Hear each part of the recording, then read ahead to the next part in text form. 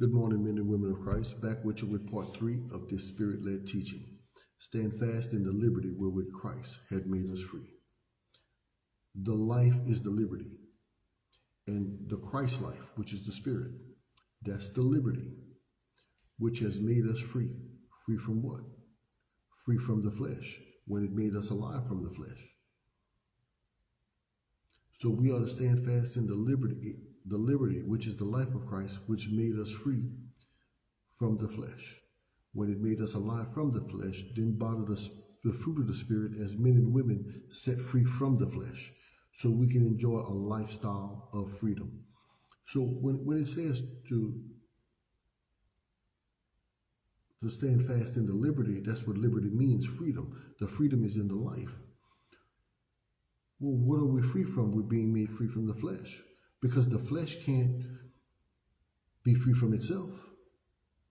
So there has to be more to us than just what we see when we look in the mirror.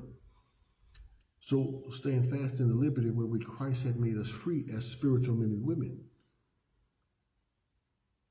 As spiritual men and women. How did he make us free from the flesh as spiritual men and women? By the Christ life. By the life of Christ. When Jesus said in John 4:24, God is the Spirit, and they that walk with him must walk with him in the Spirit and in the truth, that told us right there that there's more to us than what we see when we look in the mirror, because what we see in the mirror ain't spirit, that's flesh. So if God is the Spirit and I was created in the image of him, that means the original me is not flesh, but spirit.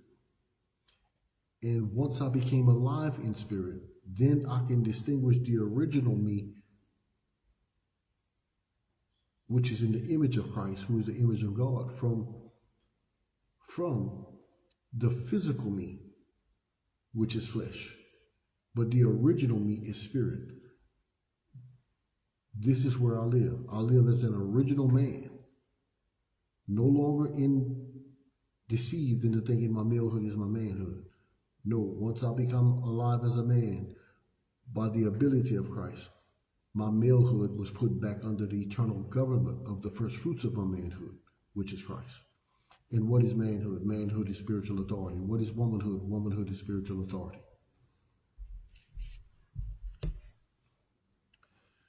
Okay, let us go to Matthew 5:16. It says, let your light shine before men that they may see your good works. And that covers men and women, that they may see your good works and glorify your Father in heaven. Let your light shine. So we're in the light, not the letter. 2 Corinthians 4:3-4, for if our gospel is hid, it is hid from those who are lost, in whom the God of this present age had blinded the minds of them which believe not, lest the light of the gospel of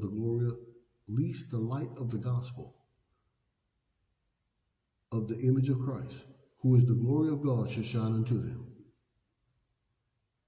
Lest the light of the gospel of the image of Christ, who is the glory of God, should shine unto them. So the gospel is the image of Christ, which is Christ, which is God.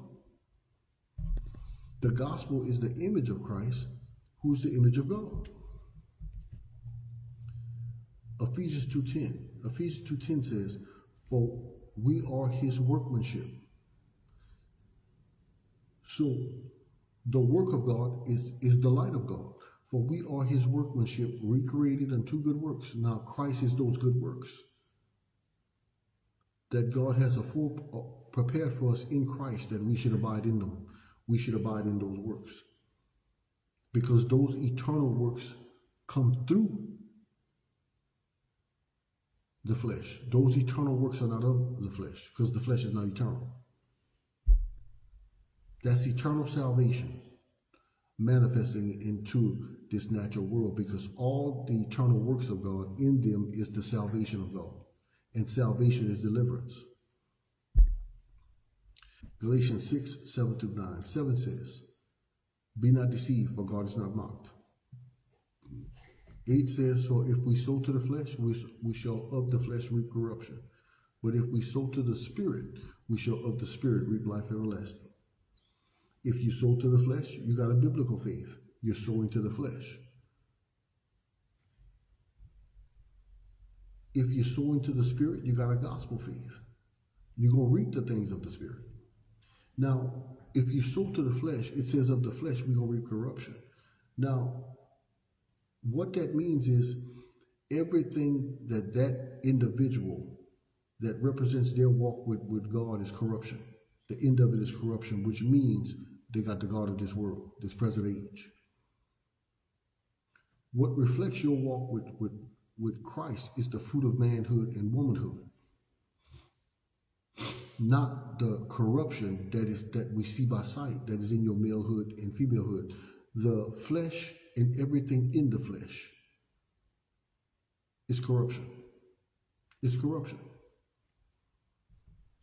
9. Let us not be weary in well-doing, for in due season we shall reap if we faint not. In Galatians 6:14, Paul says, I glory not but in the cross of Christ, whereby I am crucified to the world, and the world is crucified unto him. Which means he's crucified to the flesh, and the flesh is crucified unto him. And he's living beyond the flesh. He's living beyond corruption. He's living beyond corruption. He's experiencing the uncorruptible life of Christ and the prosperity that we experience as Christ lives his life through us. Because as men and women, we prosper. As male and female, we progress. When your progress in the flesh is outside of the prosperity of Christ in the Spirit, you are trying to progress by covetousness. And covetousness, it operates by the spirit of lust. So let progress in our malehood and femalehood follow the prosperity of Christ, which comes through our risen manhood and womanhood. Because Christ alone is prosperous living. There is no prosperity outside of Christ. There's only the flesh and provision outside of Christ. But prosperity is in Christ.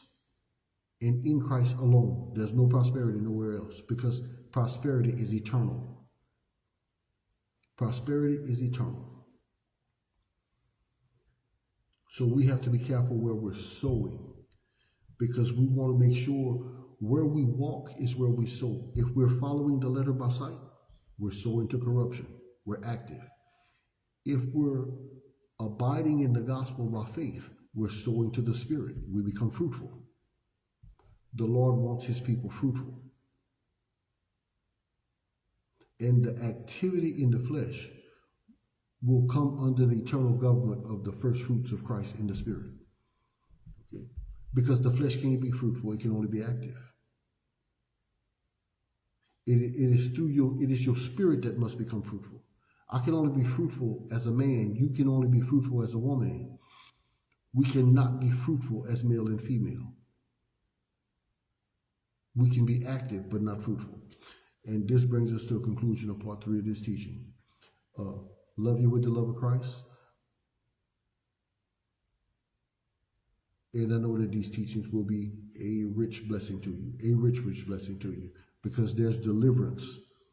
There's the deliverance of salvation, which is in all of them. Salvation is deliverance, and all the works of Christ in them is deliverance from the flesh. So you can experience liberty. You can taste the liberty of Christ. You can taste the prosperity of Christ.